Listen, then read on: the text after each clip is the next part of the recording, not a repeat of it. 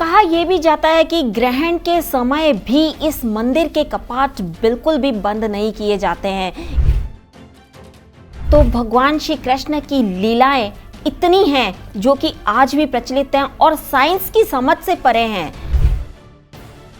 कहते हैं कि मंदिर में श्री कृष्ण की भी मूर्ति को भूख सहन नहीं होती।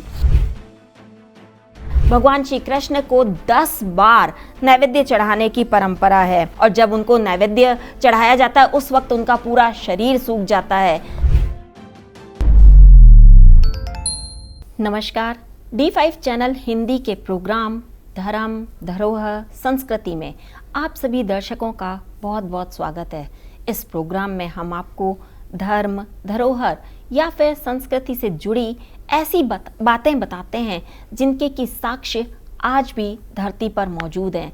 इसी कड़ी में आज हम आपको बताएंगे कि ऐसा कौन सा मंदिर है जहां पर भगवान श्री कृष्ण के मंदिर के कपाट सिर्फ 2 मिनट के लिए बंद होते हैं, यानी कि भगवान श्री कृष्ण अपनी नींद सिर्फ 2 मिनट में पूरी कर लेते हैं। इस मंदिर के अंदर क्या है खास, ये सब हम आपको बताएंगे। वैसे कहा यह भी जाता रहा है कि भगवान श्री कृष्ण को बाल्यकाल में भूख सहन नहीं होती थी। माता यशोदा उन्हें 8 प्रहर भोग लगाया करती थी, 8 प्रहर व्यंजन बना के खिलाया करती थी। भगवान श्री कृष्ण के बारे में ये भी कहें कि वो 16 कलाओं से निपुण थे तो इसमें कोई अतिशयोक्ति नहीं होगी।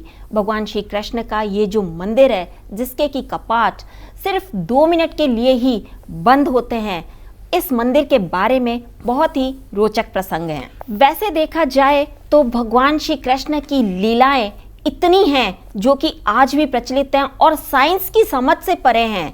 इस बारे में आज तक साइंस भी पता नहीं कर सका, उनकी लीलाओं के बारे में आज तक साइंस भी अनजान है। बिल्कुल यूँ कहें कि अगर साइंस उनके सामने आज भी इस धर्म के सामने नतमस्तक है।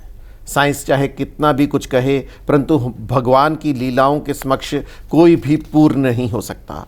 जो आपने अभी घटना का जिक्र किया कि सिर्फ 2 मिनट के लिए कपाट बंद होते हैं, वो मंदिर है केरल जिले के तिरुवरुप्पुर शहर में भगवान श्री कृष्ण का ये मंदिर है, जो लगभग 1500 साल से वहाँ पर चमत्कारिक मंदिर के रूप में प्रख्यात है।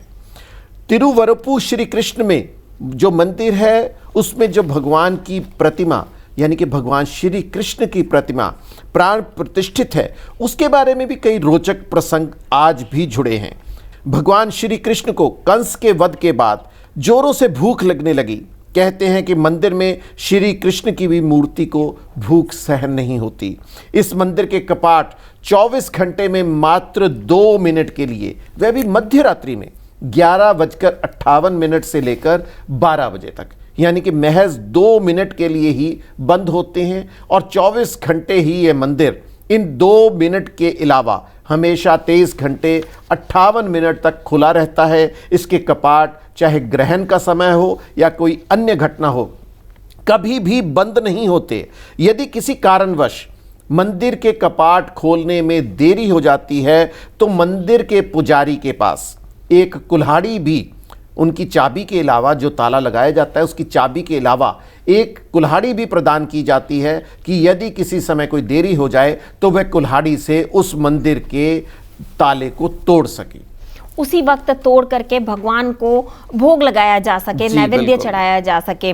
भगवान श्री कृष्ण को यहाँ पर 10 बार भोग लगाने की परंपरा है, यानी कि 10 बार उनको नैवेद्य चढ़ाया जाता है। जो भगवान श्री कृष्ण को भोग लगाया जाता है उसको भोग, प्रसाद, प्रसादी, इन सभी नामों से जानते हैं, लेकिन इसे नैवेद्य भी कहा जाता है। और यहाँ पर भगवान श्री कृष्ण को 10 बार नैवेद्य चढ़ाने की परंपरा है।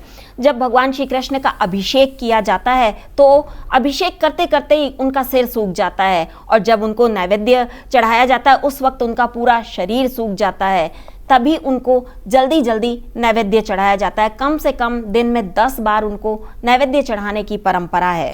जी बिल्कुल, यही रोचक प्रसंग है जो हमारे धर्म, संस्कृति और इसको महत्व प्रदान करता है। भगवान श्री कृष्ण के इस मंदिर के बारे में एक और भी कथा प्रचलित है। जब महाभारत काल में पांडव वनवास के लिए जा रहे थे, जंगल में रह रहे थे, तब भगवान श्री कृष्ण ने उन्हें अपने 4 भुजाओं वाली एक मूर्ति प्रदान की थी।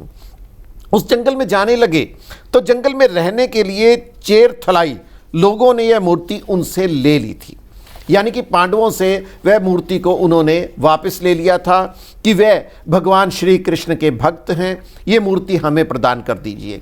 कुछ समय बाद चेरुथलाई लोगों ने इस प्रतिमा को समुद्र में विसर्जित कर दिया था, यानी कि प्रवाहित कर दिया था। एक लंबे अंतराल के बाद यह प्रतिमा एक ऋषि को जंगल में यात्रा के दौरान मिली। तब समुद्र में नाव के डूबने के कारण एक दिव्य पुरुष ने नाव में से प्रकट होकर ऋषि को यह प्रतिमा प्रदान की थी। तब ऋषि ने भगवान श्री कृष्ण की 4 भुजाओं वाली प्रतिमा को इस मंदिर में प्राण प्रतिष्ठित कर दिया था। कहा यह भी जाता है कि ग्रहण के समय भी इस मंदिर के कपाट बिल्कुल भी बंद नहीं किए जाते हैं। एक बार की बात है कि जब गुरु शंकराचार्य ने कहा कि ग्रहण लगा है, इस मंदिर के कपाट बंद कर दें, तो उस वक्त एक बार मंदिर के कपाट बंद किए गए। लेकिन जैसे ही ग्रहण समाप्त हुआ और मंदिर के कपाट खोले तो भगवान श्री कृष्ण के कमर पे जो पट्टी बंधी थी वो नीचे सरक गई। तब गुरु शंकराचार्य ने कहा कि भगवान श्री कृष्ण भूख से व्याकुल हैं, इन्हें तुरंत भोग लगाया जाए। और तब से अब तक भगवान श्री कृष्ण को वहाँ पर हर थोड़ी देर बाद भोग लगाया जाता है। यहाँ तक कि अब उस मंदिर को ग्रहण के समय भी बंद करने की आज्ञा नहीं है। ग्रहण के समय भी वैसे ही भोग लगाया जाता है जैसे कि आम दिनों में। एक मंदिर के बारे में कहा जाता है कि ये मंदिर तो चमत्कारिक है ही, परंतु साथ में इसका प्रसाद भी बहुत चमत्कारिक है। जो नैवेद्य के साथ प्रसाद चढ़ाया जाता है वे बेहद इसलिए चमत्कारिक माना जाता है कि कोई भी भक्त यदि उस मंदिर का कुछ भाग भी ग्रहण कर लेता है तो उसका पेट भर जाता है। ये सबसे खास बात है। बिना प्रसाद किए मंदिर से कोई भी भक्त वापस नहीं जाता। मंदिर के पुजारी जब भी इस प्रसाद को वितरित करते हैं तब वह घोषणा करते हैं कि अगर किसी मंदिर में भक्त के समक्ष ये भक्त प्रसाद नहीं मिला है तो वह आकर उसे ग्रहण कर सकते हैं।